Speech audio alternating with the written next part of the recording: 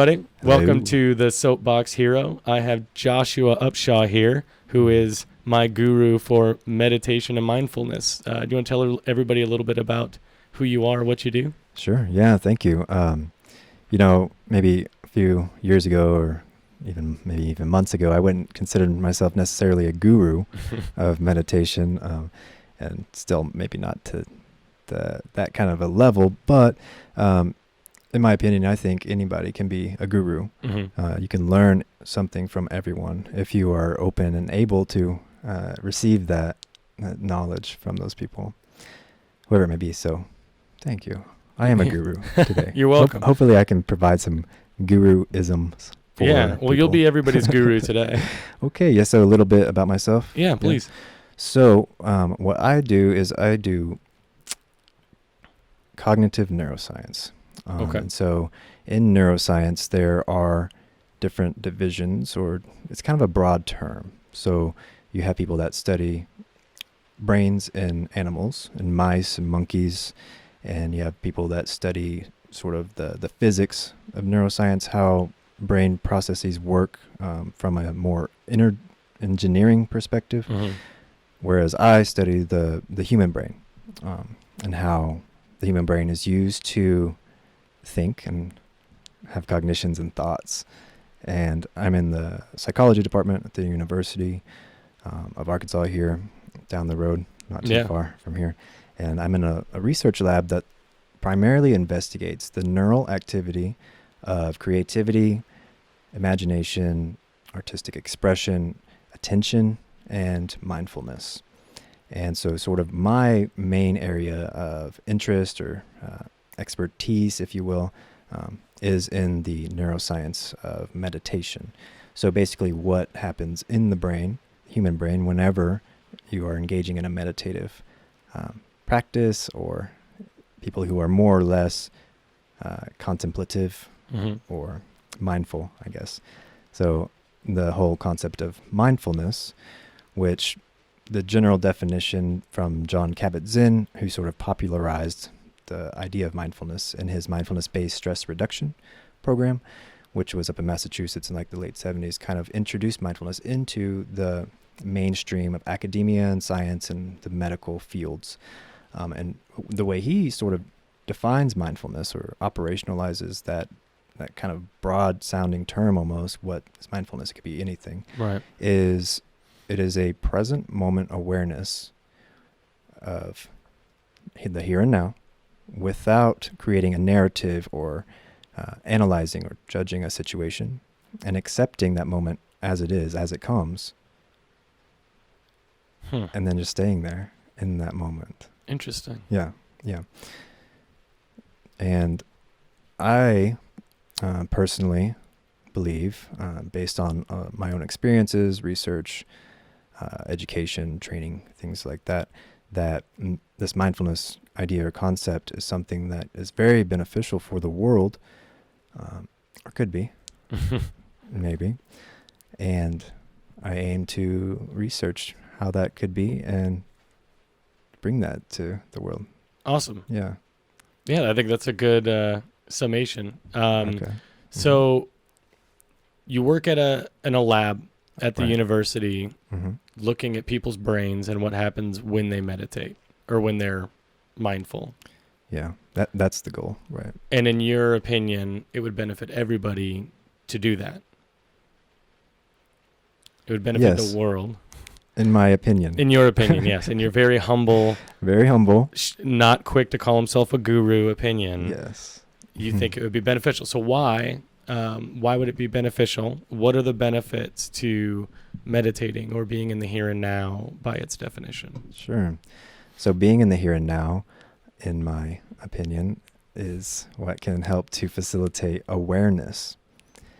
And a little side note, I'm a huge fan of creating little quotes and quips and short sayings. And one of those that I've come up with, I didn't Google it, I promise. It's that awareness is the first step towards everything else.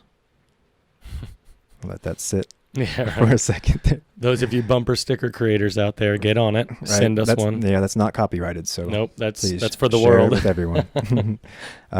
But yeah, I think there are many, many issues in the world, concerns that cause individuals to seek to initiate change, and not only in their own personal lives, but for other people who may also be going through different levels of suffering in various aspects. But I feel that you can't really even begin to notice or understand some of these issues that either you yourself personally are experiencing, or see the issues and the suffering that other people may be experiencing as well, unless you are aware of those issues. And so in order to become aware, you have to be able to pay attention to the world and to your own thoughts and your own experiences. And instead of trying to create some sort of narrative about those experiences, you can see them for what they are, and then be able to move forward with whatever action steps you might want to take after becoming aware. Okay. Yeah. And I will say, though, that awareness, this idea of awareness, it's not something that just, generally speaking, pops out of nowhere. It takes practice of cultivating this ability, or this cognitive ability. And that practice usually involves some sort of meditation or yoga, or there's a lot of different forms. Right. Those are very broad terms, what those are. Yeah. Okay. Yeah. So as somebody who we've talked about, I don't know how to meditate. I've Sure. tried. I have like an interest in it. I don't have a burning desire, because like clearly I could have gone to your class all week. Right. But waking up at 7 a.m. was just not in the cards for me. Or I being understand. there at 7 a.m. I had to wake up much earlier than that. But I am very interested in the process, and I think there is a lot to be gained. So how would you recommend somebody else like me who's having trouble, like, because, I mean, everywhere we turn, I've seen plenty of pro-meditation propaganda, all over, because it is supposed to be good for us, and you're, also saying that it's supposed to be good. So it's great. It's supposed to be good for me, but it's not something that I can just go and get. I can't just go to the store and buy meditation. Right. You know what I mean? Like, I can't just, we're a consumer culture, right? We want to go on Amazon and buy the thing and just have it be here in 2 days. And then, I don't have to worry about it anymore. But with meditation, it has to be, from what I'm gathering, a lot more intentional. It has to be more, you have to devote a lot more to meditation to get out of it what you need than really anything else that you do in this reality that we live in. I mean, everything else is pretty much autopiloted at this point. But meditation, it seems, much like yoga, like you have to physically do it. You have to be present in that moment. You can't autopilot your way through it like everything else. So how would you recommend, if somebody who doesn't know how to meditate, or is struggling to get the bug, as you were, how could somebody get into meditation that may be struggling with it? Yeah, that's a really great point. And to me, that sort of just speaks to many other things that people want to do and know that, hey, this might be good for me and I should probably do this. But I just don't know where to begin or how to start. And I think we have so many options in our consumer society of directions we could go that may even seem a little bit overwhelming at times too. And that makes me think of like, okay, I should eat all these organic vegetables. I should reduce the amount of meat and dairy and fried foods that I eat, or I should drink like this clean water, or I should go to the gym and exercise. And from my own personal experience, I found that it takes a certain dedication, of course, to that. But I think even before the dedication or the discipline or whatever you call it, I think it entails a sort of motivation. Yeah, I like that word. Yeah, and really understanding why it is that you want to see a change in your own life and in the lives of others, maybe the ones you care about and love. So I think once you sort of have the right motivation for the things that you want to do, you can achieve anything, in my opinion. That's beautiful, man. Yeah. Yeah. That's That's super resonating. Definitely. Yeah, I really like that. Yeah. So once you get your motivation, then comes the dedication and commitment Mm-hmm. to seeing it through, taking the actions in order to do so. And then once you make that commitment and dedication, it takes a lot of time and practice. Right. And then remembering over and over and over what that motivation was. Because when you do that, then it makes the actions quite a bit more enjoyable. Yeah. When without it, they may be Yeah, it's construed more of as a not so chore. great. Yeah. Like, I can remember talking about going to the gym. I can remember, like, that feeling of, like, ugh, I have to go to the gym. I don't Right. want to go to the gym. Right. And I'm home, and it's warm in here, and I Yeah. don't want to walk to the car, and I got to drive, and then I got, like, the whole process of it. But it really had nothing to do with the process. It was, I don't want to go to the gym. The root issue was, well, I don't want to go. Right. And But you have to want to go. do you recall your motivation for why you even wanted or thought you needed to go? Why I thought I needed to go? Or, why you wanted to go to the gym? I'm sure it was some sort of vain, like, I need to lose weight. I don't like, I had always struggled with weight. And this is a great segue for intermittent fasting. I struggled with, for like the majority of my life, I was always kind of chubby. Sure. I always had a little bit of a pudge. Uh-huh. And it got my self-conscious, image of myself got so bad that I had always kind of like brought my shoulders together because that would make my right. shirt come together, which Yeah. then it would fall over my stomach Mhm. instead of touching my stomach. Mhm.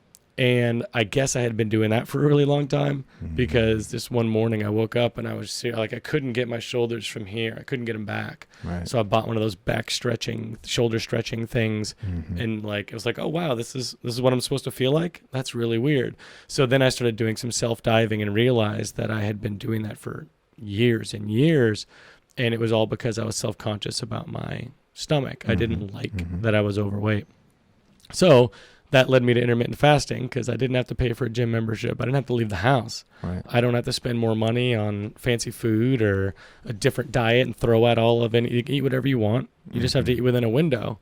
And I mean, Uncle Sam taught me how to do what I'm told. So sweet. I'll just give myself a window. No problem. So, I lost like 60 pounds. Cool. No exercise, just diet. That's pretty cool. That's a good point because, diet plays a huge role in the whole weight loss and health industry. But I think that's something that's not necessarily touched on a whole lot from people in the medical field. And well, you can't really, it's not easy to profit off of intermittent fasting. You can profit off of fad diets. You can profit off of gym memberships. You can profit off of all the things that are being pushed to people now. But it seems there's going to be a trend on this podcast that the things that you really need and that are best for you really don't cost you anything. It just costs you your time and your willpower and dedication to it. Sure. Because you can do yoga. Yeah. That's free. Do that in your living room. Intermittent fasting doesn't cost you. Actually, it's cheaper because you're going to eat less food. Right. Because you're eating less meals. So, and then I'm sure mindfulness, meditation, that doesn't cost you any money, does it? No. Yeah. So It doesn't. Notice the trend, folks. I will say, though, that although those things maybe don't cost money, that they do cost time. Yep. Absolutely. And some people have that. Well, what is money but not money, payment for your time? Exactly. It's all exchange of time. Totally. And time is, in my opinion, the most valuable resource that we have. I couldn't agree more. But where do you want to invest that time is a good question. At also. Walmart working 40 hours a week, stocking shelves, probably not. Not for me. Right. That's not really my ideal way of spending my time. Unless you have the right motivation, maybe. Well, as long as it's a stepping stone to doing something greater or something that you're passionate about. The reason that'll be my example whenever I knock on working in an industry is because most people that are making $10 to $20 an hour at Walmart are not passionate about cereal and putting cereal on shelves. Most people, I'll give you that. Most people are not. That's not their thing. And our education system doesn't really talk to you about finding passion. K through 12, they don't tell you go find something that you love to do. They tell you need a 4-year degree, you need to have a good career, like all these things. You're being indoctrinated into this system, and it takes people longer than maybe it should to find passion in their life. Right. Like me, for instance, I didn't find it until I was 30. Mm-hmm. It took me 30 years to figure out what the heck I was doing here and why I should be doing things. Mm-hmm. Not for the sake of the dollar, to have more money in my account or a nicer car or more shoes, which I have way too many shoes. But those things don't matter. What matters is passion and fulfillment in life and love and like being happy. Like, why is happiness so underrated? My God, we should all be focused on finding happiness in our day to day. From what I understand, happiness was sort of the number one goal of most Americans. And yet, what's our depression rate and suicide rate in 2020? It's fairly high, but probably because they're not finding that happiness that they're really wanting to seek. Because it's externally motivated. Exactly. You know, going back to the idea of motivation, you want to achieve your happiness by having this thing or that thing, or looking this way or looking that way, or do you want those things because it's going to position you in a place to where it's going to be able to help other people? Right. You know, and I think you can be happy at any time you want to. You don't have to have anything, as long as you have the right mindset of being happy. Happiness is a state of mind. It's not something you can acquire, I would say. Yeah. When it comes in glimpses, I mean, it's not like it's a long term, like, it's not going to be constant. Nothing in this reality is forever. Everything is temporary. Right. Yeah. Same with love, same with happiness, sadness, anger. Totally. Like, everything comes and goes, and to think that you're going to find long term, like, constant happiness, like, I just want to make sure we're framing that I'm framing happiness in a way that I think it is. Right. And I think it's obtainable, but just not for very long, depending on what you're doing. Yeah, maybe. I would say, though, that if you can alter your thoughts around your experience, no matter what it is you're doing, maybe you're getting to bed at midnight, 1 o'clock every night, waking up at 5:30, 6 o'clock the next day. It's a little challenging for me anyways, but if you're doing it for the purpose of trying to help other people and bringing some of these important things into your life, maybe that aren't necessarily visible in the short term, but may have some long-term benefits for yourself and others and for the good of all, then those things aren't as difficult as they may seem. Yeah, in hindsight, definitely. Yeah, looking back, but I'm like still waking up at 5 a.m. You're not going to be a happy camper. You're like, God, it's a little difficult. Not real happy this morning. That's what I mean. Like, yes, I agree completely that if your life, you spend your life in pursuit of things that are beneficial for all and not just material possessions, then absolutely your whole life could be looked at as a happy life. I just mean, like, there's going to be some bad with the good. You can't know good without knowing the bad. Right. So there's going to be moments of that made me think a little bit about, like, if you're happy 24/7, no matter what, you likely might have some sort of neurotransmitter or hormone imbalance. Yeah, we'll need to send them to you so you can look at the brain and figure out what's wrong. Yeah, that would be awesome. That'd be perfect, because then we could adjust accordingly. Yeah, if anybody out there is just always happy 24/7, give us a call. We'll get you in touch with Josh. He'll hook some stuff to your brain. We'll tell you what's wrong with you.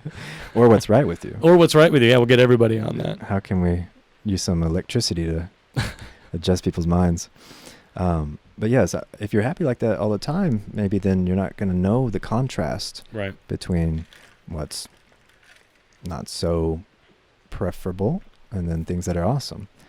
But then again, I've been pretty blissed out these past couple of weeks, and I haven't experienced much of a dislike of that blissfulness. Yeah, that's weird. I've been feeling very similar. Yeah. Not to rub it in anybody's face, like, oh yeah, let's just sit here and talk about how happy we are so and happy how right great now. our lives are. And no, but the last few weeks, also have been things have been going pretty well. I hope it's going the same way for everybody out there. I do too. But yeah, that's funny. I had a thought I wanted to share with you. Please. I'd love to know your your opinion or get your thoughts on this. So,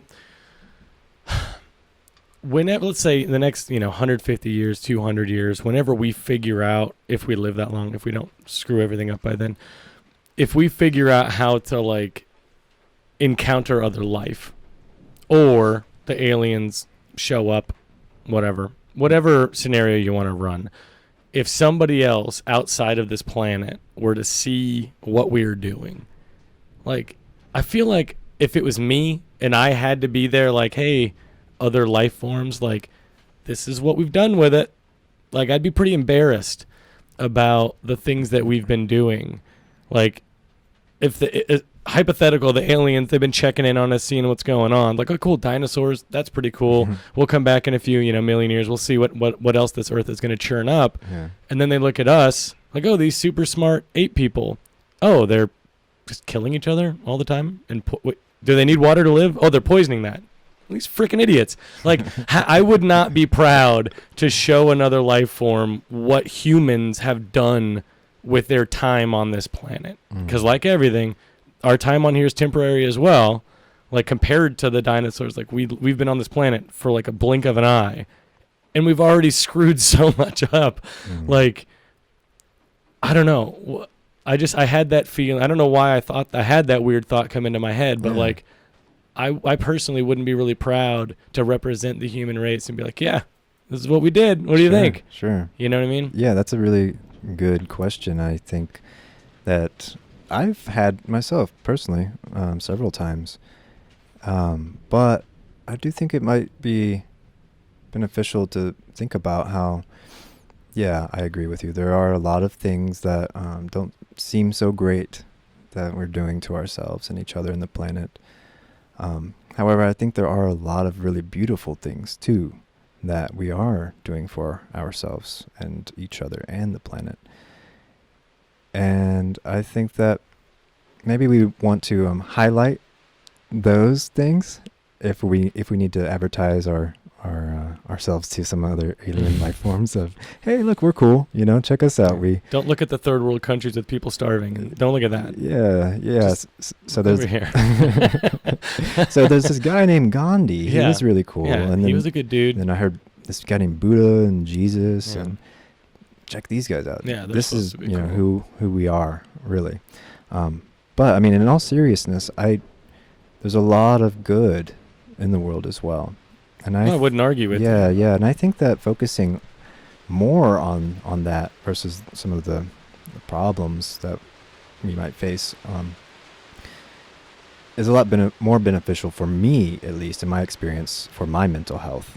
That's outcomes. Being mindful, folks. Being mindful over here. Right. I need to take a page. You're right. I think Mother Teresa wouldn't, or somebody was. I suck at quotes. Joe Rogan's way better at quotes. But like, I don't know who said it, but somebody was like, I'm not going to go to an anti-war protest because that's putting energy toward the war. Right. I will go to a peace protest because that's in pursuit of peace, and I'll support peace. Right.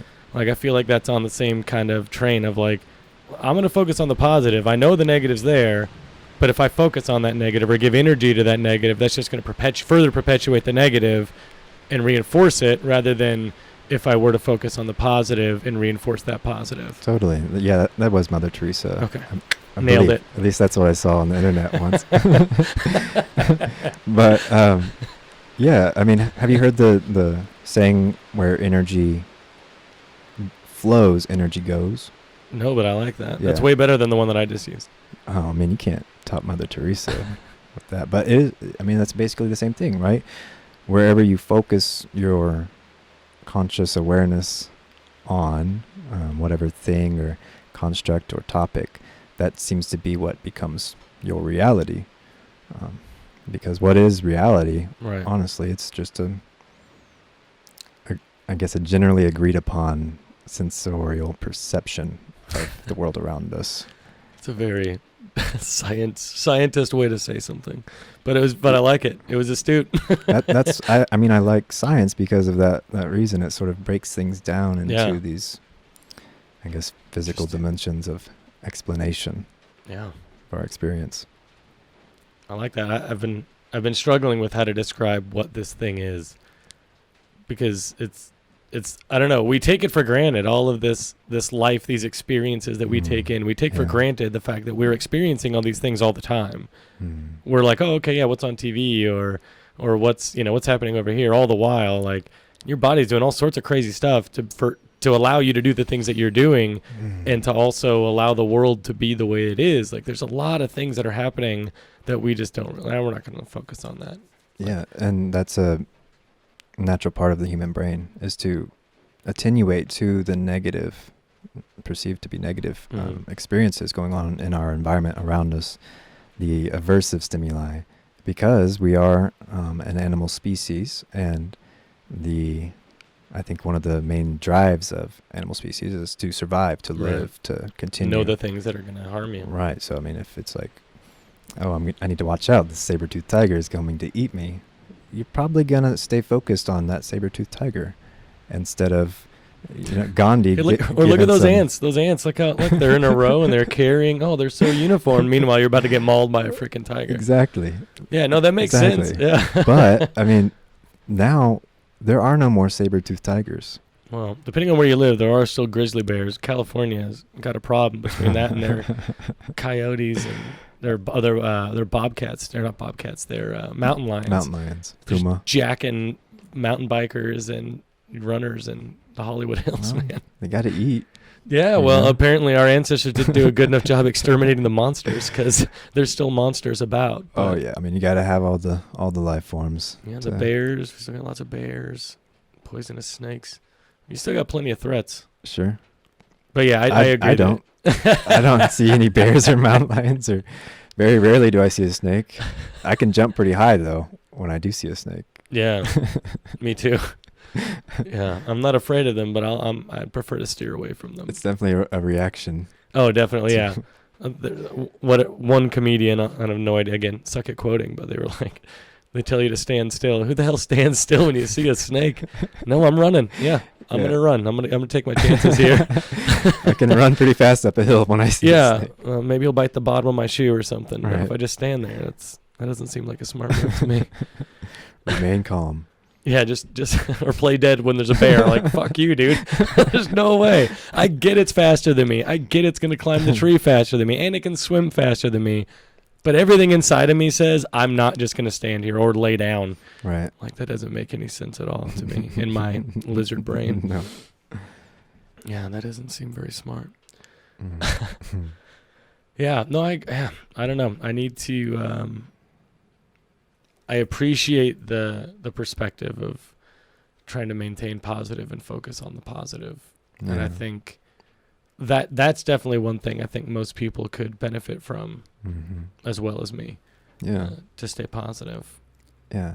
I think the challenge, though, at least for myself in the past, was that I would get kind of caught up in the story of the negative and the self-judgment and the perceived judgment from others and the shame and the guilt and all of these things that just kind of wrapped my mind up in this never-ending downward spiral of negative thoughts. And I think it's very easy to get caught up in that.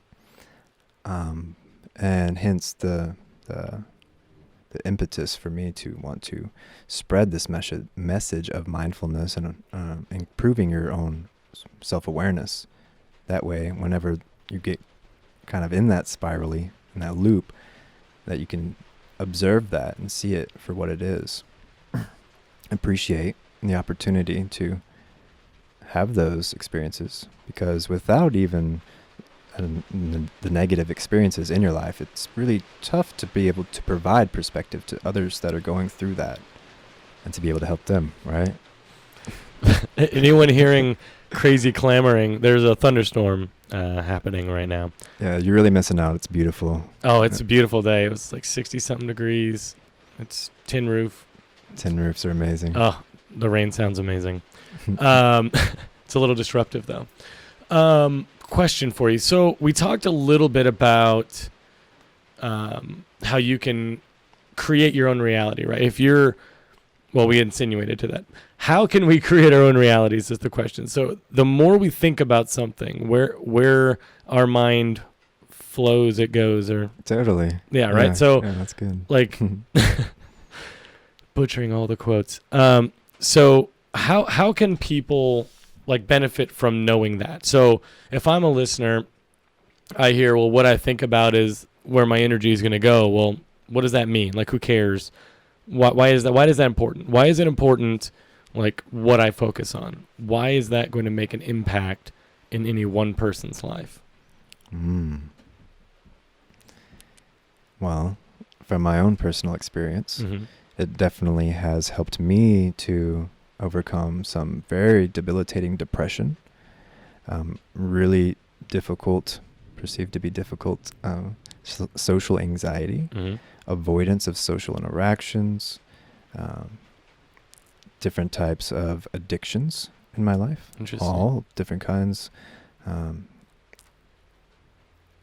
So, And how did you achieve all of this? Specifically, like getting those negative just conditions? meditate, like all of those or, things that you or said overcoming them. Yeah, the overcoming mostly. I think most people have no problem. That's a really long story. Yeah, how those consuming came into them, my life. But yeah, most people have no problem inviting those things in. Sure. But like if somebody else, let's say, had social anxiety or Mhm. had addictions, Mm-hmm. what sort of things did you do? What actions did you take that helped you to achieve that? Was it simply meditation, or No. what? Oh no. Okay. No way. No. It's a huge part of it. Okay. And meditation is just another way to sort of cultivate this idea of mindfulness and self-awareness, awareness of one's own thoughts, and then not reacting to them. But there are other ways too to try to pursue that path. So there's exercise. You become present in your body. You feel how your body feels. You focus, and your mind isn't elsewhere. There's other forms. You could cook. You could cook Cooking. food. It's all about staying focused in the present moment and not having your mind going off to what happened in the past, earlier today, last year, 10 years ago, or not planning for the future. What do I need to do after this? What do I need to do tomorrow or 10 years later? What do I want my life to look like? And it's not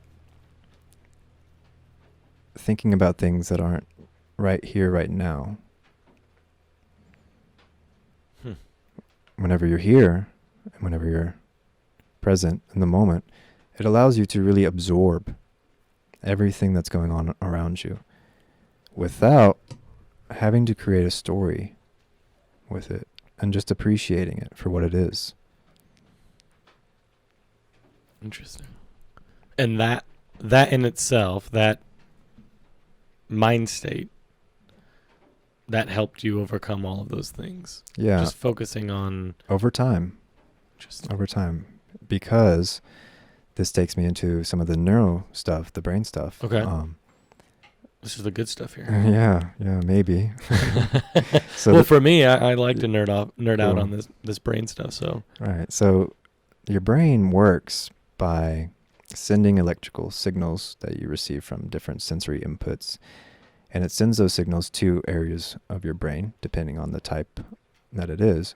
And that electrical signal fires off onto another area of your brain. And they create a loop or a path or what have you. So that electrical signals keeps going. It doesn't like get It to can. this area and then just stay there. Sometimes it just fires to a certain area to get you to have a certain thought or response Interesting. Okay. to whatever stimuli that you're experiencing. And then some just keep going. They can. Yeah. Well, especially in things like anxiety or rumination. It's like, oh no, was that person looking at me? Like, oh, what was I wearing? Oh, that other person was looking at me. And then they were like, oh yeah, oh man, they were talking about me. And then I heard this and that and blah, blah, blah.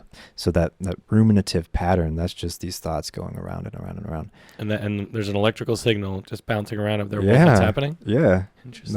That's sort of, at least based on my understanding, how thoughts work in the human brain. But whenever you're able to be more mindful and present in the various activities, like, doing the cooking or the mindfully eating, savoring, just really being present with a cup of tea, taking a sip, smelling it, appreciating it, exercise, being with, nature, just walking, And of course, mindfulness, meditation, and yoga are also were beneficial for me for those purposes. But what these things do is they help to create a circuit in the brain that allows you to more easily stay focused in that present moment and not get as distracted by these other thoughts or stimuli in Or your cell environment. phone. Your cell phone going off. A big one. Things like that. Yeah. Okay. But it takes repetition and practice for your brain to want to create these neural pathways, because your brain is a thinking machine. That's what it does. And you have to decide and want to be able to stay focused in the moment. And then once you decide that, then you have to practice it over and over and over and over, because your brain wants to take the easy way out, the easy road for energy resource management, right? It wants to use the least amount of resources available to help you keep you alive, basically. But I don't think that there's much of a challenge, at least for me, and I think a lot of people in more advanced economies and civilizations, to staying alive. Like, it's, if you want to be alive, that's not too hard to accomplish. You know, you just need a little bit of food, some water, and air, probably, some oxygen. Probably shelter. Yeah, probably a little bit of shelter. I mean, some people, go without shelter for many, many years, and they're alive, right? That's true. But they're not, maybe, if you living. Yeah, that's the word that came into my mind too. Sounds a little cliche. That's why I didn't want to say it. Right, same. I'll let you say it. But it's a good thought, though, right? Because you can have all these mental health conditions and still live, problems, and be alive, but not necessarily live. I had another scary thought that I wanted to share with you. Cool. On my most recent journey, one of the things that I encountered was the realization that it is outside of my control whether I experience this reality. I don't have a choice in the matter. Like, right now, I can't not experience this. I can't not be experiencing in some way. I can cover my eyes, plug my ears, but I'm still going to be breathing. My brain's still going to be thinking. Like, my organs are still going to be operating. I'm still going to be present in all of those operations. Like, we're almost slaves to this reality. I have to experience this. Like, there's no not experiencing. And I wonder if that's not part of this idea of living, is this experience is a requirement of that living. You have to experience these elements and these things around you as part of this life. Okay. Okay. You're going there, are you? Yeah, man. This is getting really deep. You're the mindful guy, man. It's time to get deep in the mind. Does that resonate anything like with you? Is that a thought you've had, or is that something you can relate to, that like we don't have a choice? Every one of us, anybody who's anyone who's taken the time to click the button to listen to this, like, you're experiencing this. Like, you can turn this off, but you're still experiencing your life. Mm-hmm. You can't not experience this life. Yeah. And at first, when I thought of it, it was kind of scary. Like, I'm trapped. Like, I have to live this. Like, I have to experience this life. But then once you, like you said, just accept the moment for what the moment is. Okay, let's just accept for a second that you do have to experience this life. Now what? What are we going to do with it? Since we're here, since we have to be here, if we're going to all agree that we have to experience this reality, what do we want to do? Yeah. Yeah, I think about that a lot. Good. I'm glad I brought it up. What are your thoughts on the subject? Every day, well, many times a day. So one doctrine that I adhere to is this idea that everything happens for a reason. Okay. And you could even take the logic road with this if you wanted to, right? Because everything that happens occurs because something else occurred before that, Mm-hmm. right? Technically. And thus everything that happens has happened because of something else. So there's a reason for everything that has happened and that is happening due to the event that occurred before. So I wanna pick your brain on this this line of thinking. So is that, but could you not also say, so let's, I mean, I don't want to bring up the Holocaust, but the Holocaust, like, that was an awful, obviously, no one's going to argue, terrible thing that happened. Did you're saying that it needed to happen? It was supposed to happen so that, like, couldn't we not have achieved other things? Like, what I'm afraid of that line of thinking could lead us to is, like, well, we can explain all this horrible stuff we did because we created this good thing, so all those bad things had to happen so that this good thing could happen, but couldn't the good thing have happened without the bad things? Like, couldn't we have created, cell phones without creating the atomic bomb? You know what I mean? Like, did we really have to go through the progressions that we did through our innovations, our technological innovations? Did we really have to go through all of the things that we did in order to create the good things that we did? Do we have to, in your opinion? Yeah. When you say it happens for a reason, like, where's the line of us just justifying what happened, right, versus it needing to happen? That's a great point, and something that I've often debated myself for a long time now. And adhering to that idea of, I think it's a Vedantic philosophy. It's I think, Eastern Indian religion. It's the idea of everything is perfect, exactly as it is. There's no need to change anything or adjust anything. Everything is happening exactly as it's meant to. So, yeah, I see what you're saying, right? Like, there have been some major issues in the past that have occurred that don't seem very favorable, like, right, like or necessary. Holocaust, or necessary. Yeah. But, I mean, there have been many things that have occurred after those things that have been much more favorable. And to me, it sort of always comes back to this concept of balance. My and favorite concept. This idea even of non-duality, right? Like, maybe there isn't good or bad things. Maybe it's just a perception of what is good or bad. So some people may construe certain things that occur as being really good for them, whereas some other people may construe the same exact situation that occurred as being horrible and terrible, and they ended up bursting into tears after the results of the election came in. Right.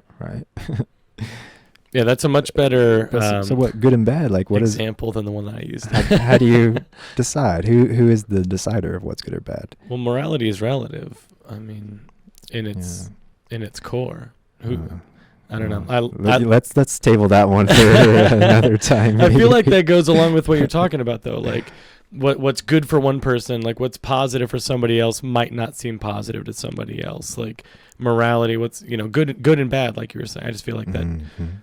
Well, I don't want to go down the rabbit hole, but yes, sure. All of it is relative. Your Right. experience is going to be relative to your consciousness, Mm-hmm. and mine is going to be relative to mine. And the biggest trick that's being played on us is that I cannot even begin to perceive your consciousness Exactly. or your reality. I have no idea what it's like to be Joshua Upshaw. Exactly, yeah. And I think that's a huge component of this whole social isolation issue and social anxiety, is that we have all these perceptions and thoughts about what other people are thinking of us and the judgments they have against us or towards us, when in fact, as of now, we don't have any idea of what they're actually thinking. I'm working on that. TBD, folks. Yeah. That will be patent pending. But, a lot of those things that we think that they're thinking of us are maybe just self-reflections of I think what most we're of them thinking are. about ourselves. Absolutely. Yeah. And so We're projecting it onto these people who probably aren't thinking anything close to what we're thinking. Yeah, totally. Yeah, And so absolutely. right, how do we balance that out? Like, we have to become aware of those thoughts. We have to see them for what they are. Of, oh, hey, I don't know technically what they're thinking, but maybe I am having that thought. But how can you become aware unless you like practice that awareness and not get distracted continually by all of your things in your life that may distract you? Yeah, and a lot of those distractions are inevitable or unavoidable. Sometimes, yeah. Kids, like there's going to be certain things in your life, but what are some ways that you have found to be able to quiet the distractions, to be able to find that kind of mindfulness? A daily practice. Okay, what does that look like? For me, it looks like a morning gratitude meditation. Okay. And it's not something that I do myself, but I listen to a recording on Spotify. There's actually some great meditations on Spotify as well. There's a lot of really great meditation apps that you can use. But what this does is it gives me a cue every single morning to be extremely grateful for, number one, waking up. There's many, many people in the world that don't have the opportunity to wake up again.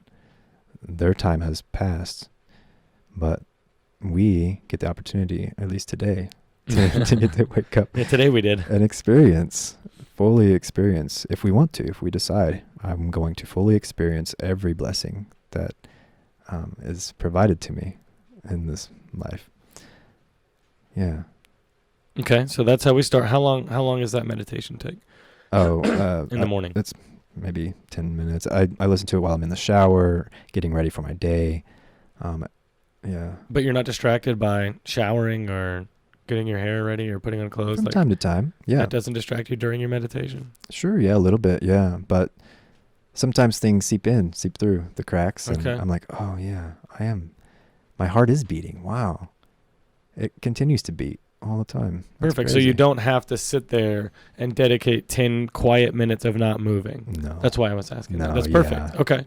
So it doesn't have to be this intimidating thing of like, oh, and I think it is for most people. I have to sit up straight and do this. I have to hold my fingers in this weird way on my knees, and I have to cross them, not my normal cross-legged. Right. Yeah, that's a great point. Yeah, I think it's very intimidating. And that's why I've struggled so much with meditation, is it just seems like this big mountain I've got to climb. Like, I have to learn how to do this new thing, and I have to like retrain my brain so it's very intimidating. So that's why I want to get like your tips. So 10 minutes, you play the recording, you just do it while you're getting ready. You don't have to dedicate and devote your entire being, in this example, to this mindfulness.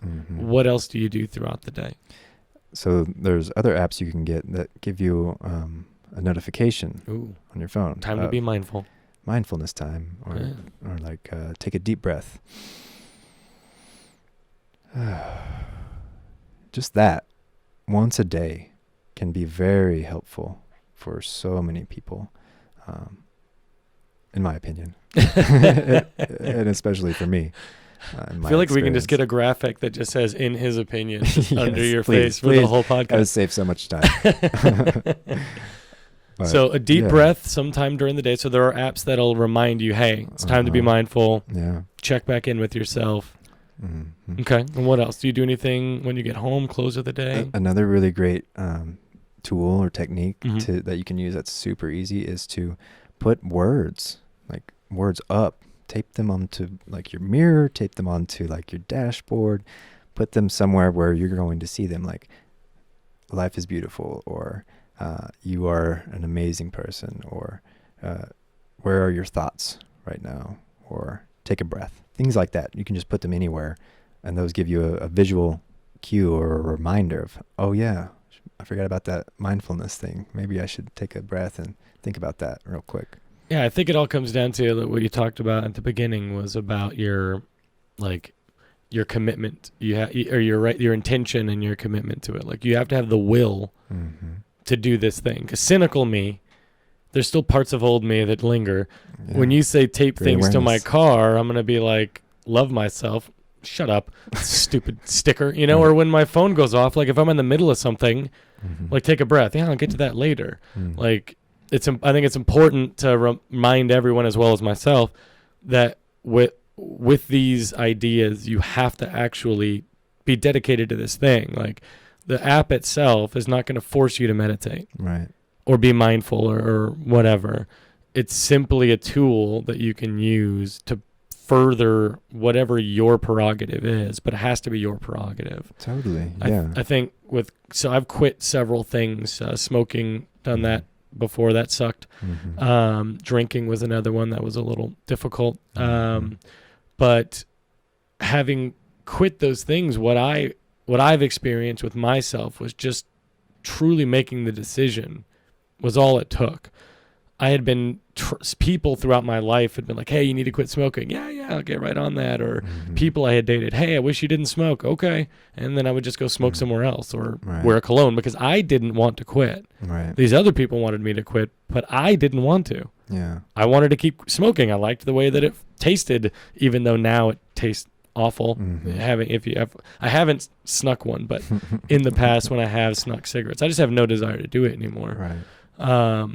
But like there was so many times in my life where people were like, yeah, you need to do this thing, but I didn't decide that I wanted to do it, so it never stuck. Mm-hmm. But with things like intermittent fasting, these sweet bracelets courtesy of Crystal Waters and like Eureka those Springs, bracelets. for me, like I don't remember what each stone is or what they're like, but I do remember what they're supposed to do. Mm-hmm. And wearing them every day, for me, it's just like a sticker taped to my dashboard. It's, hey, be compassionate, be kind, think about other people. Thank you, and this is on my right side, which is my giving side, and then my left, which has been empty for a year. These are supposed to be for abundance, right. and to truly demonstrate that I'm willing to receive the things that I'm saying that I want to receive. But for me, it's just a reminder that, hey, you're wanting abundance, so take it however it comes. It may not be packaged the way that you want it. It may not be exactly the way that you envisioned it.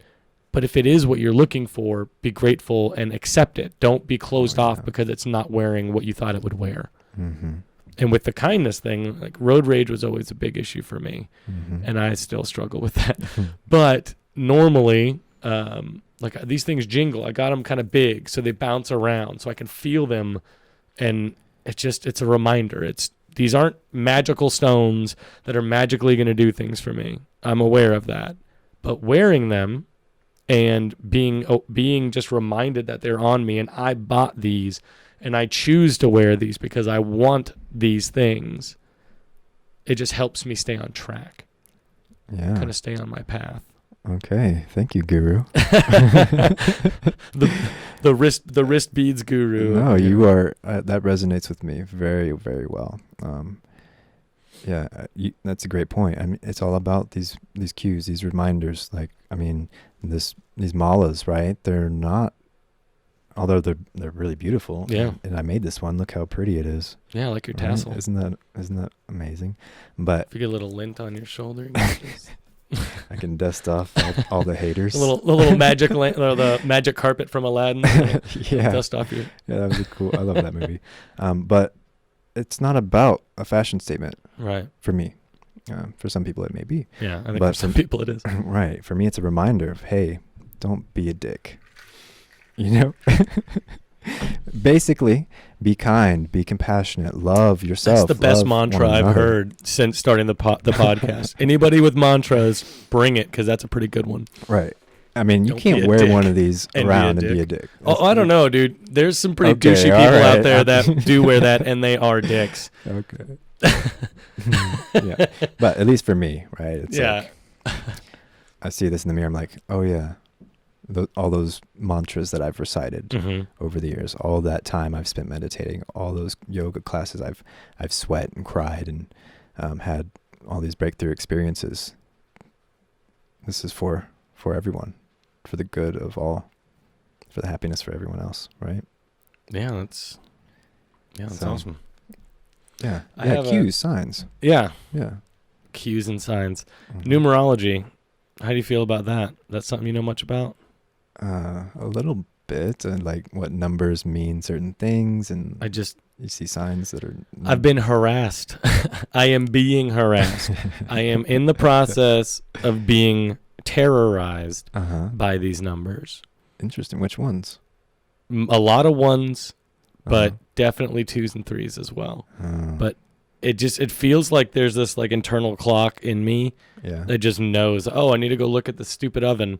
I'm going to glance over. Oh, good. It's 111. Awesome. Thanks, oven. Thanks for letting me know it's 111. I really needed to know that. Or, Interesting. oh, I've got an idea. I need to write this on my phone. Uh-huh. Oh, it's 4:44.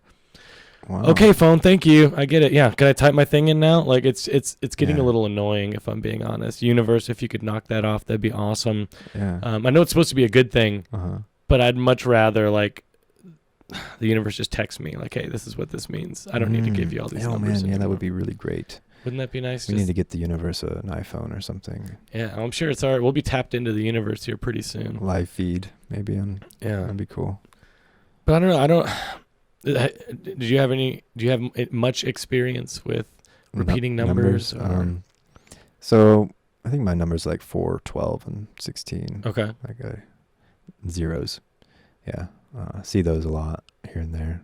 I don't necessarily know what to make of it. I'm not much of a gambler, so I don't, do a lot of lottery or right.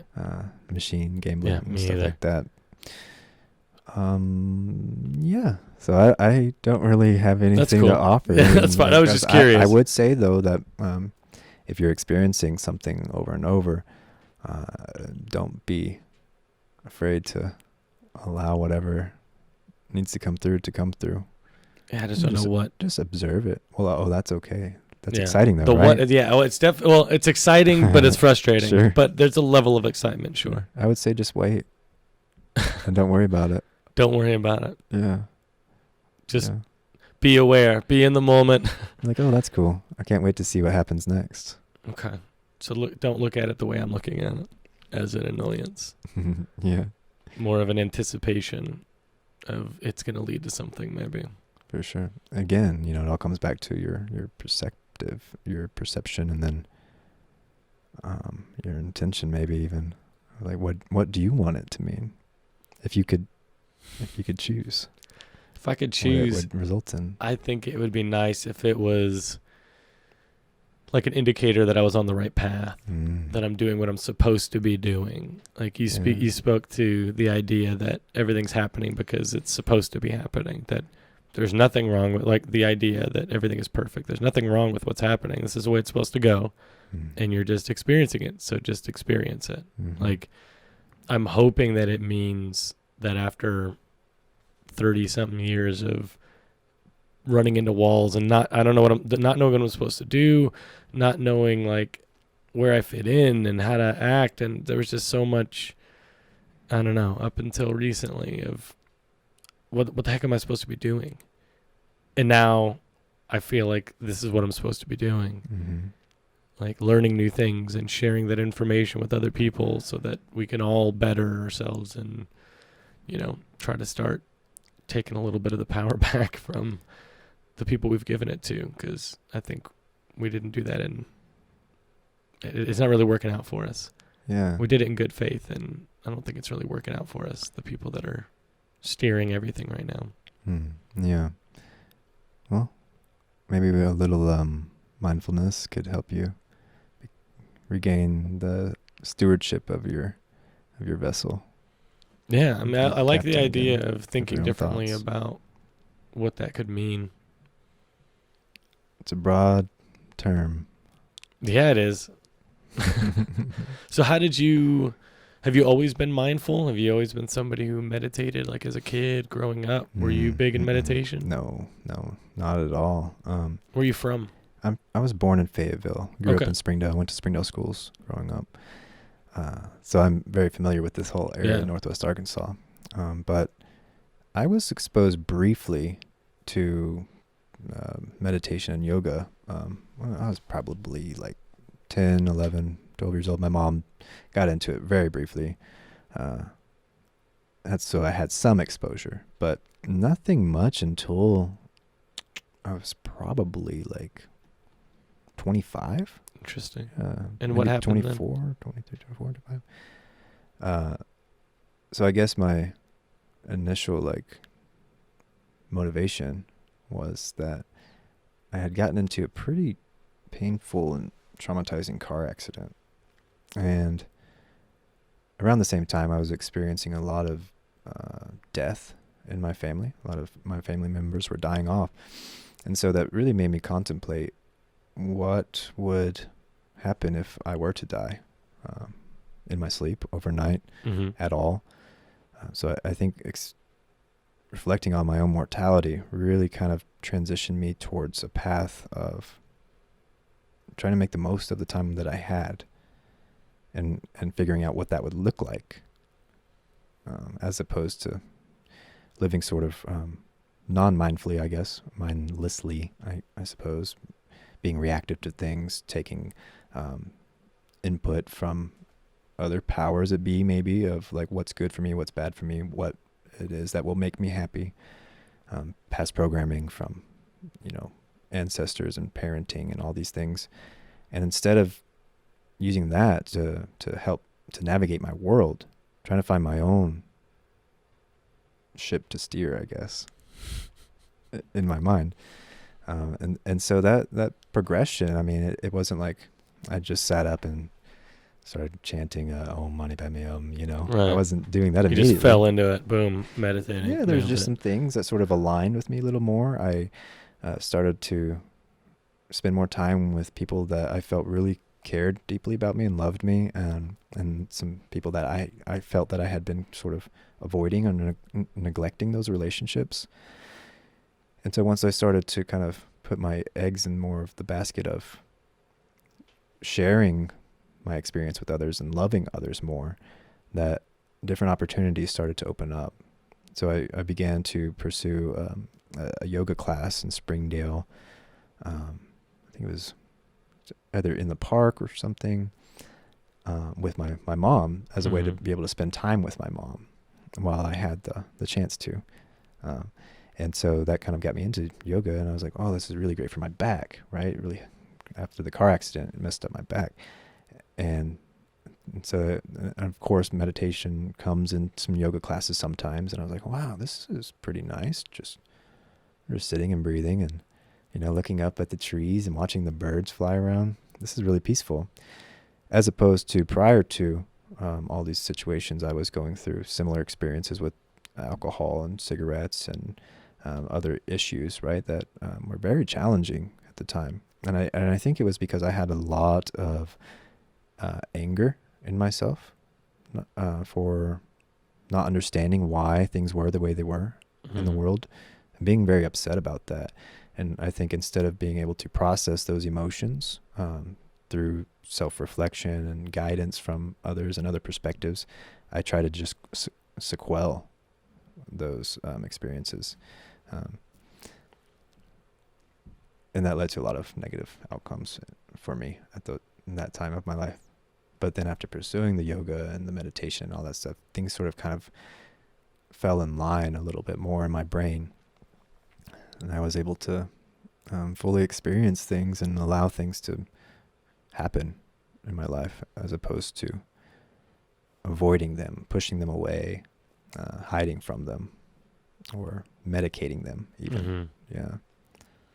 Yeah, that's beautiful. Letting the things happen. Yeah, I think, that's really good. We'll sit with that for a second.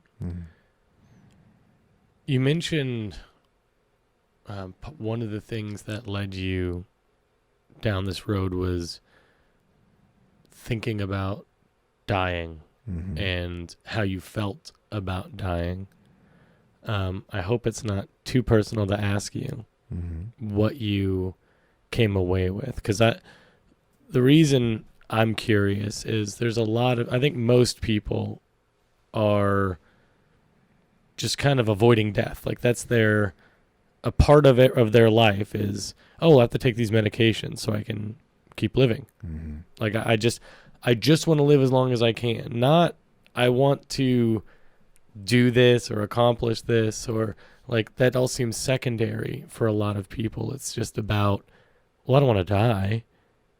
But I'm curious, because I know how I feel about death, and I'll share that in a second, but I'm curious to know what you came away with when you stopped to really reflect about how you felt about dying yourself.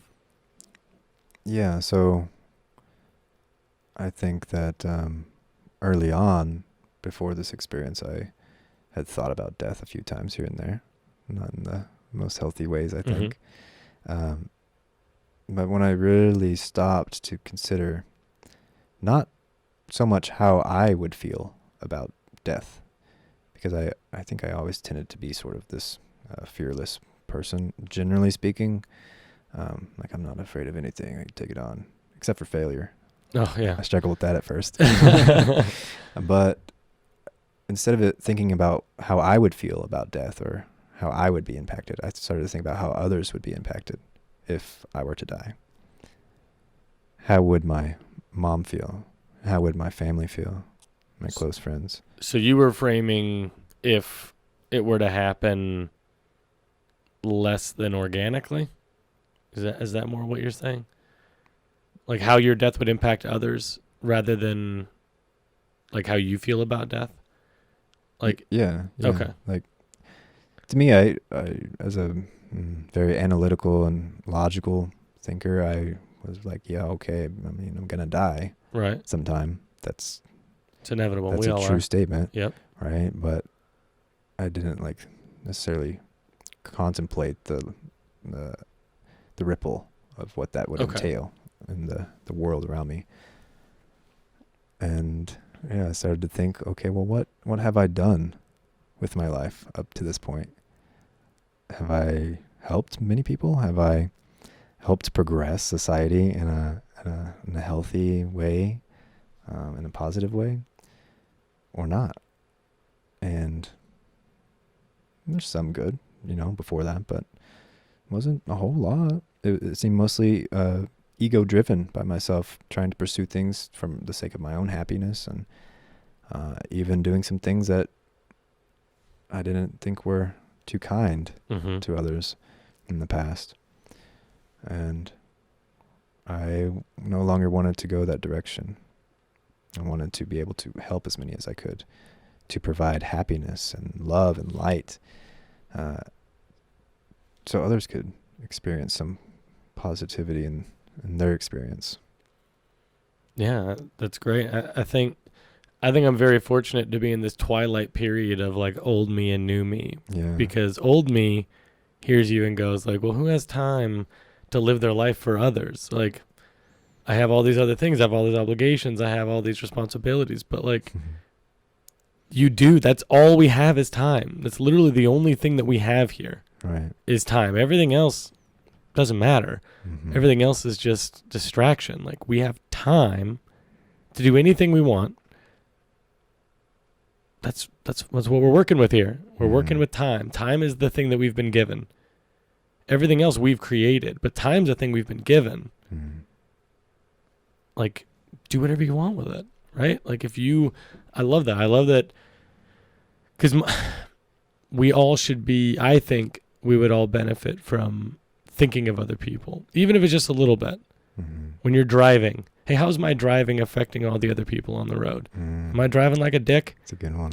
Right? Am I slowing down traffic because I'm in the left lane and I'm too stubborn to move over because I wanted to stay in one lane so everybody else has to go? Like, just thinking of other people just find one thing a day to where whatever you're doing, just take a second and think about how am I impacting other people? And is it a positive impact or a negative impact?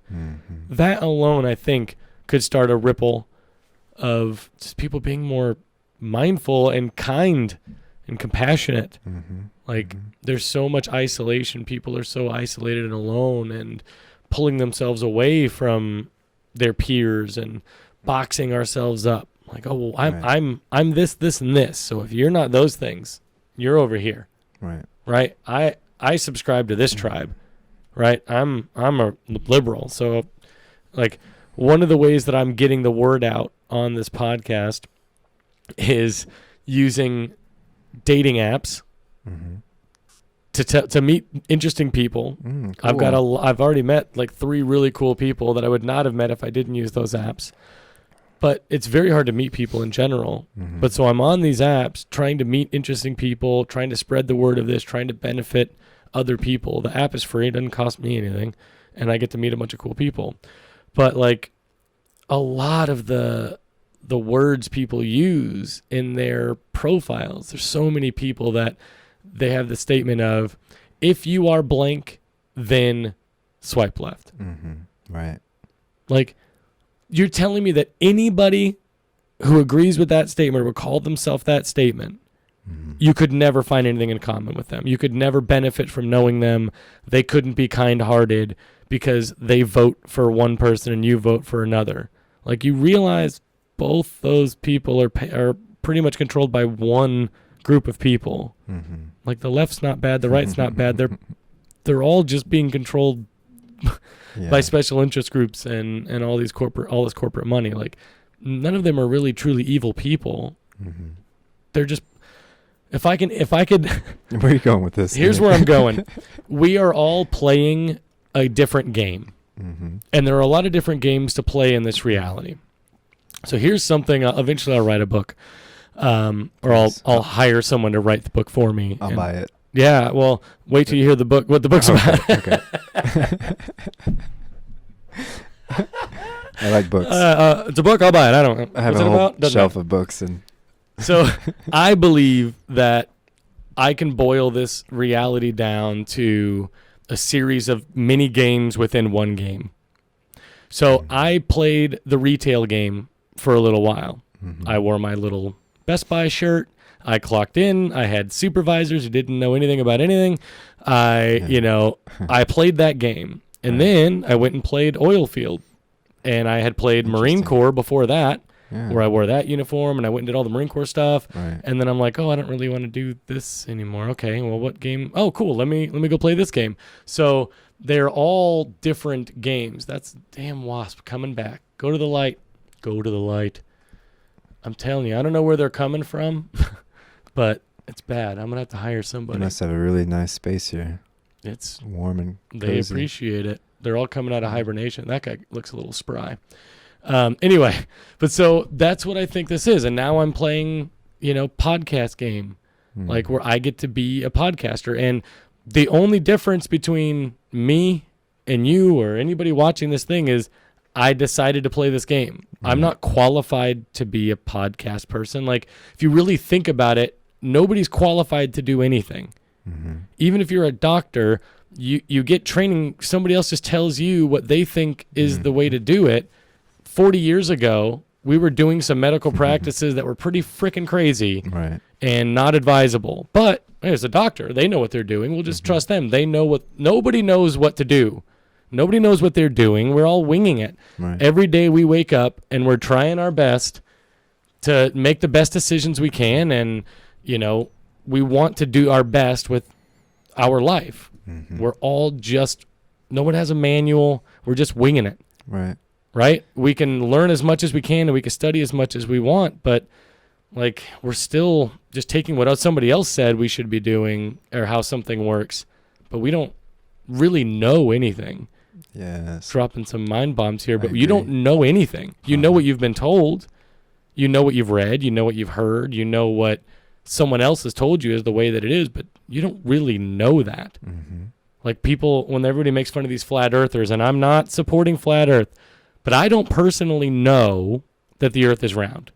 I've seen plenty of pictures. I believe it's more than likely round. Logically, yeah, it makes sense why it would be round, but I don't know that.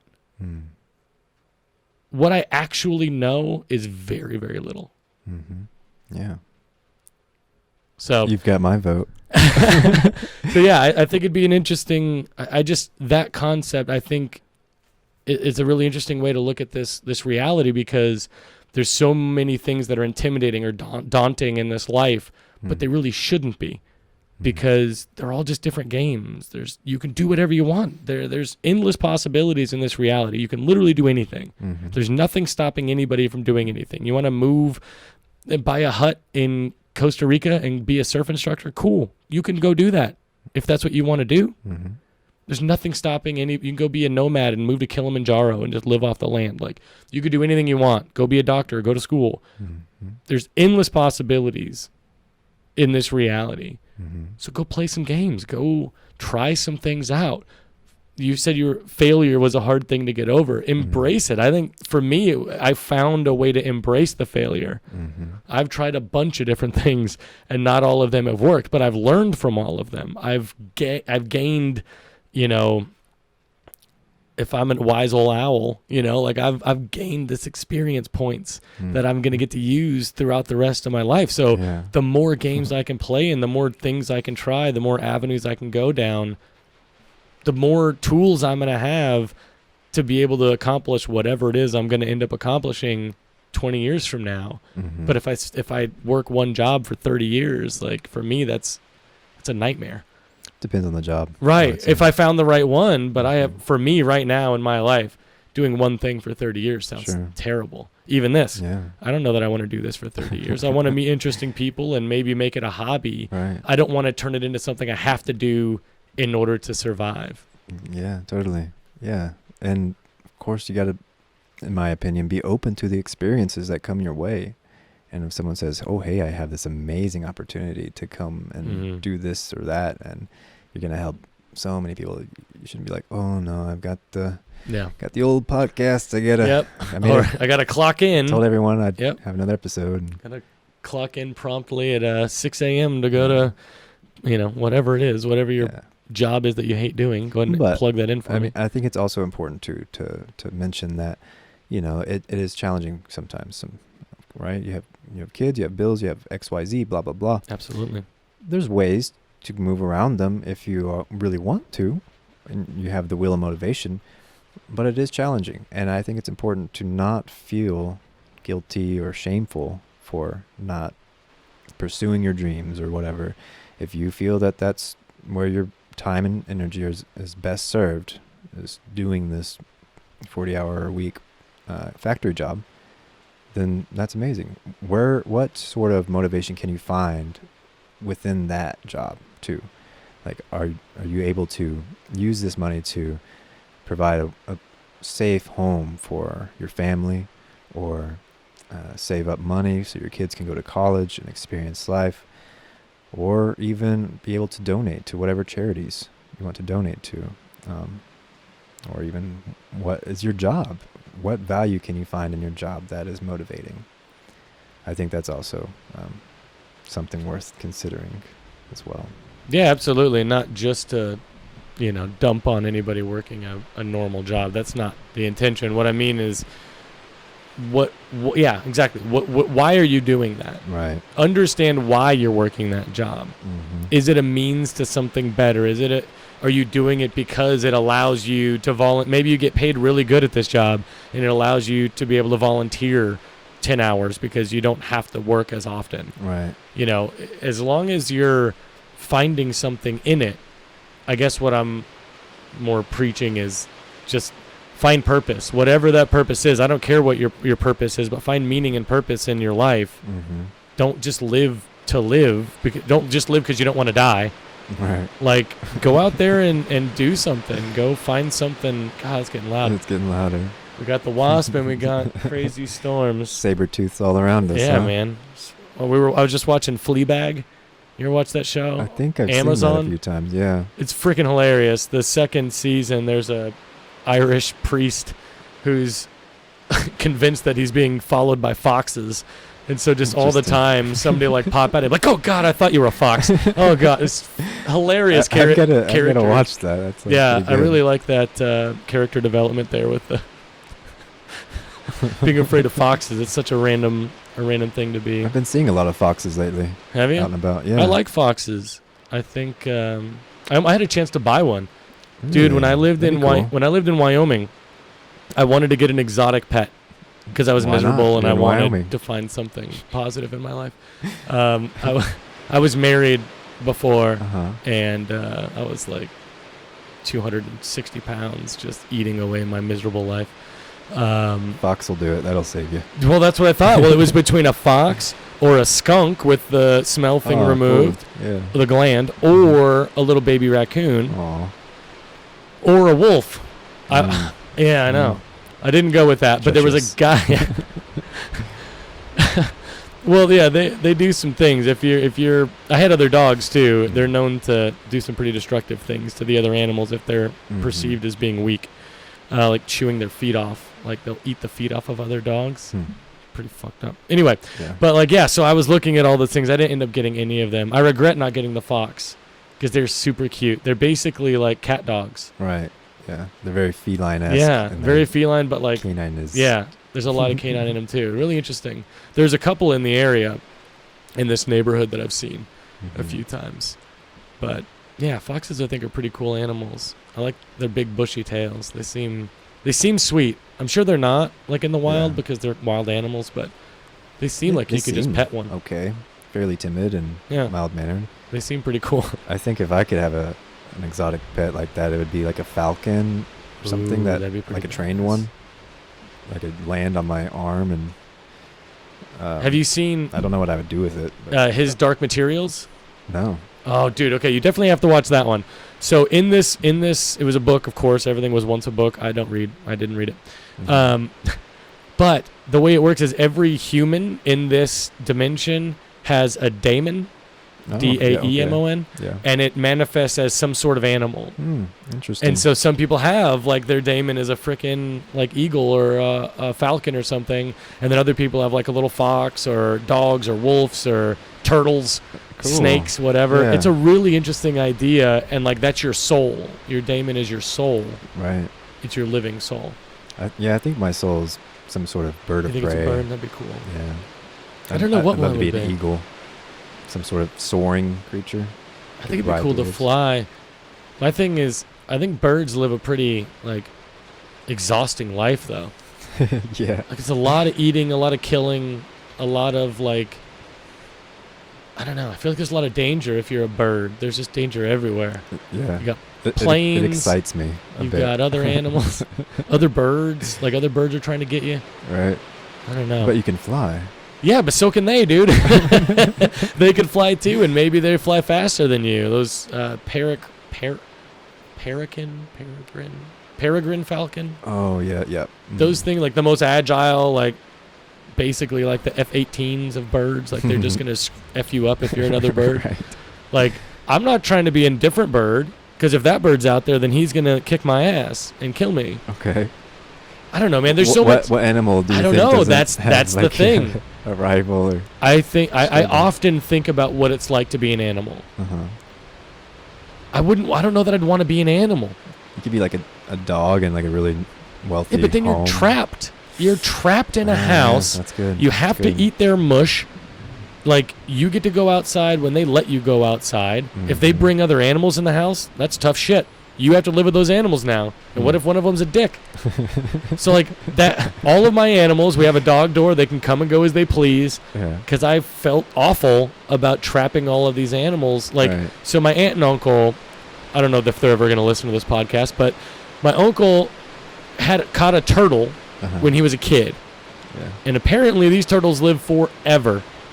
Because he's like 60 something and he still has this damn turtle in this same 30-gallon tank or whatever. And I was thinking the other day, like, that poor turtle, all it's ever known in its entire life, oh, I'm in this sweet pond, I get fish, I'm in this thing, oh, now I'm in a fucking box. Forever. Sure. Yeah. He has no choice. He can't get out. And this is where, full circle, being forced to experience this reality. Turtles don't understand the concept, or maybe they do, of killing themselves. That's debatable. I don't know. I mean... I had a betta fish that I think it killed itself. Came home one day from school as he was head first in like the little bubbler thing. Yeah. So maybe. Yeah, I don't know. That's again, we'll never know anybody else's consciousness, including other animals. Let me ask you this though. Yeah. Let's say it was your uncle. Your uncle that had the turtle? Yeah. Let's say that he did not take that turtle home. And then, like an hour later, an eagle swoops down, grabs that turtle and devours it. Yeah. That turtle lived a full life. It did. Getting fed and then, goldfish. Depending on what you think about this reality, it might not be over. Yeah. Like, that he lived that life, and now he's going to go live a different one. Like, and it may not be you, but your energy Yeah. Like, it depends on what you subscribe to, like whether there's other lives or reincarnation or any of those kinds of things. Like, the more and more I live and the deeper I think about all of the things around me, I am more and more convinced. The war. Yeah. I'm more and more convinced that this is some sort of simulation. That this isn't it. This isn't the end. Okay.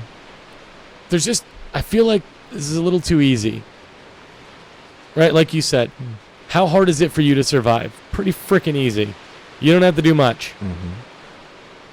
If you get stabbed, somebody slices your arm, I'm Wolverine. It'll just heal itself. Don't worry about it. I don't have to do anything about that. Oh, my lung. Well, like, as long as I have a third of it, or the liver, I think. The liver, like, you can take 2/3 of it, and it'll just grow back. Right. It's cool. It's not a big deal. Like, how ridiculous is that? How ridiculous is that we're almost immortal? Like, we can regrow things. I think you can regrow the tip of your finger. Yeah. You lose your fingernail. That'll just come back. It's cool. Like, there's no real consequences. It's fine. Like, that just seems a little easy. It seems a little easy. Uh-huh.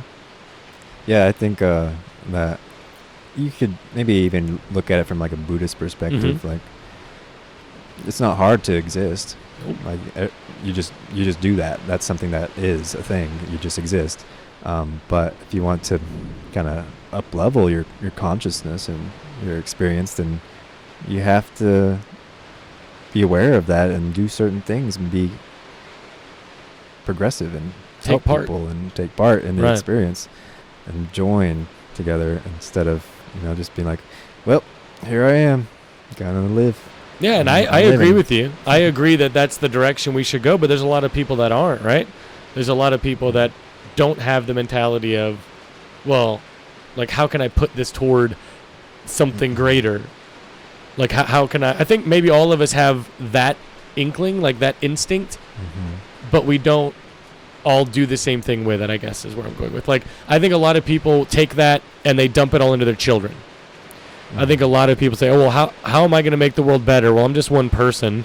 Heck am I going to do? I work at Come and Go.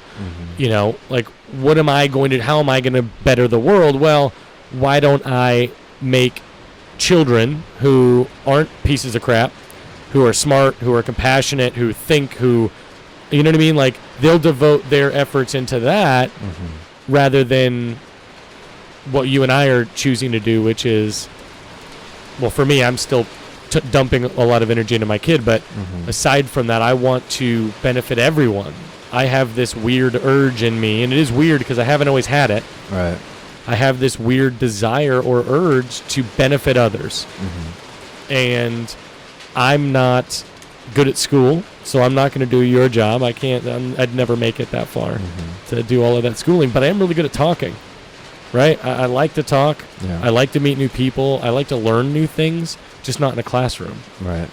And I think other people could benefit from learning a lot of things that we talk about on here, especially being mindful and how to maybe take a more active approach in your life than what you're making now. Yeah, so I mean, you say that, you don't do a lot of meditation and mindfulness stuff, right? But you seem to have a certain level of awareness of things. I do. I'm very self-aware of what I do. Has it been like that for a while, long time, or no? How did that develop for you? So, April of 2018, I had a journey. And in that journey, I was posed with a question. And the question was, do you want to keep doing this? Do you want to keep doing what you're doing? Right. And I wasn't sure what was going to happen if I said no. But my answer was no. I'm not happy. I was a very angry person, having been in the Marine Corps and having deployed. I had been programmed. I had been manipulated to think certain ways and to be reactionary and just, frankly, to have the proper mindset to be able to be in the Marine Corps and to function in war. Right. And I never shed that. And so I was always angry, always. Every day I'd wake up and I'm looking at all the things that are wrong, and I had a chip on my shoulder all the time. I was never truly happy. And I was tired of being angry. It was exhausting, always being angry at people, and it didn't get me anywhere. Mm-hmm. And so when I was posed with the question, I said, no, I don't want to do this anymore. And I just let go. Right. And I awoke several times, and I kind of got stuck on a loop. I was at an event, and I kept trying to leave the event. And my friend, who was trying to be a good friend, was like, no, dude, you can't drive. What are you doing? Mm-hmm. Like, just sit down, sit by the fire. So I'd sit by the fire, and I'd be soothed again. Like, okay, cool. I'm good. I'm happy. I'm going to go to sleep. Yeah. Tried to go to sleep, gave in again, woke back up, tried to get back in my car. All I wanted to do was go home. Uh-huh. And that was the day that things started changing. And ever since then, I've just been asking myself that question. Do you want to keep doing what you're doing? Are you happy with what you're doing? Right. Are you happy being a coach? Right? I coach club volleyball, and I love doing it. Mm-hmm. And until I hate doing it, I'm just going to continue to do it, or until someone tells me I can't do it anymore. But I think I'm pretty good at what I do, and I like doing it. It makes me happy, and I'm proud to do it. It's not hurting anybody. It's benefiting others. Mm-hmm. So I'm going to continue doing it. But the things that I don't like doing, or that I don't want to continue to do, I just stop doing them. Yeah. Seems, oh, well, that's real easy. But it is. Mm-hmm. Nobody makes you do anything, right? Like, you're in complete control of your actions. You are telling your hand to lift your water bottle so you can drink it, right? Like, you made that decision. Everything we do is a decision. Jesus. Every time that thing moves, man, I really don't want to get stung by that damn wasp.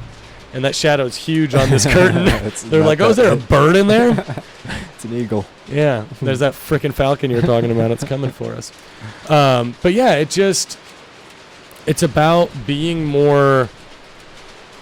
For me, what helped me was just being more intentional with every decision that I make. Like, why am I doing this right now? Mm-hmm. And if I can give a good enough answer, then okay, cool. And then we'll keep doing it. It's also being honest with myself when I'm uncomfortable. Like, so many times social anxiety is something I suffer from as well. And so many times it's like, sorry, I'm so distracted. It's like, I understand. it's the danger element. I'm losing my train of thought. So social anxiety. So many times I'm like, oh yeah, just push through it, man. Like, it's just, you'll be fine. You'll get over it. Mm-hmm. But do I really need to be here doing this thing that's making me uncomfortable? Why am I uncomfortable? Yeah. Right? Why does this thing make me uncomfortable? Yeah. And when you really look at why you're uncomfortable, you start to really see some things about yourself that maybe are hard to admit. Sure. Or things you didn't want to acknowledge. Right. And looking in the mirror sometimes is really difficult to do. Mm-hmm. To look at yourself and say, I am responsible for these things. Yeah. It's my fault. I can't push it off on someone else or a victim of circumstance. Like, my decisions led me to experience the things that I experienced. And of course there's exceptions. Of course, the internet, yes, children, people who don't have cognitive thinking ability to the extent that I have at 30, they're not necessarily in complete control of their environment. But I am. Right. I'm in complete control of everything that's happening to me. So if I'm not happy or I'm uncomfortable, well, why? Mm-hmm. Why am I doing that? Right? So that's, for me, it's not really meditating, I don't think. And not in the way that I think of meditating. But like, that's why how I became so mindful was just, I was tired of being unhappy. I was ready to be happy, and I want to make decisions that make me happy. That's perfect. Yeah. That's thank you for sharing. Oh, no problem. That's beautiful. That, to me, that's, you're cultivating awareness, right? You're doing definitely awareness. This practice, if not every day, many times throughout your experience, and that practice is building these neural pathways in your mind and make it easier and easier each time. And yeah, so each time I'm I'm intentionally more mindful, it makes it easier for me to be more mindful. Yes. The saying in neuroscience is what's fired together gets wired together. Because I have a lot of cool sayings. Yeah. I like sayings. Where the energy flows, the energy goes. Uh-huh. Oh, yeah. I teach yoga a lot, too. Okay. And meditation. And meditation. To kids. I don't want to get off of that. I know you have somewhere to be. Oh, what time do you have? 4:57. Oh, man. I got to get going soon. I know. Can we touch just briefly? If somebody wants to get a hold of you, and we'll do more, for sure we'll do more. Cool. But if somebody wants to get a hold of you, to follow you, to support you, how can people find and support Joshua Upshaw? Yeah, so you can find me on Facebook. Just my name. Feel free to Real original. Add me on there. Or on Instagram. I think it's _Dr. Feel Great. I'm still working on the PhD. Okay. But it's more of a manifestation. Yeah, I like that. And Dr. Feel Good was taking. Yeah. So. Well, Feel Great's better. Exactly. So you can find me there, or at several yoga studios in Northwest Arkansas. Om Base Yoga Collective is probably my Om now. But there are many great other yoga studios. I teach fairly regularly at the Human Experience over off of Weddington. An amazing place full of amazing people doing amazing things for others. Great community there. Absolutely. We're trying to partner with as many people as possible to make this a better community of people coming together. Oh, totally. So. Yeah, and I guess I can briefly talk about my fundraising campaign this week and how that's gone. Although this won't release until February, but okay, well that's okay. That's okay. I'm not in it for the fame or anything, but so thanks to the Human Experience, they provided a space for me to teach yoga classes all this week, with the goal of raising funds for local homeless populations in this area and other groups of impoverishedness and have different needs. And so with their support from several volunteers that have helped me out and donors, I've gotten donations in value of around $5,000 to give to these local shelters to help people out. Awesome. And I've been doing meditation classes and other yoga classes here and there, community yoga classes, to raise funds for the homeless communities and also for animal shelters as well. These animals are homeless too. Well. And we're all animals, so why help one and not another? And it's been a very, very rewarding, albeit tiring, pursuit this week. But I'm very grateful to get the opportunity to do that. Yeah, that's awesome. That's a really cool project. It's been fun, and I'm kind of ready to take a break though, get some sleep. How much longer do you have for fundraising for this thing? One more class. Just one more. Yeah, today at 6 at Home Base Yoga Studio. This isn't live, is it? Nope. Oh, yeah. Okay. Eventually, we'll start releasing them, a little closer to when we launch. But no worries, you got to do edits and whatever. Yeah, there's a little bit of work that has to happen behind the scenes, and this is episode 7, so I'm not very efficient. Plus, with all the other things that I'm juggling, it's not feasible to get it out immediately. But down the line, if there's any ambitious editors out there who want to be my young Jamie and come help me with this podcast and camera views and all the editing and everything, we can definitely get them out sooner. It's just not in my wheelhouse. I'm just the dude with the microphones and the voice. Like I got to come together. Yeah, right? I definitely need help, but I'm willing to receive help if there's anybody who feels aligned with wanting to be a part of this community to create change and make things better. Set that intention, manifest. Yeah, man. Cool. But thank you so much for coming on. Of course, my pleasure. I'm going to let you get out of here, and we'll do this again soon. All right. Cool. Awesome. Bye, Thanks, everybody. Guys.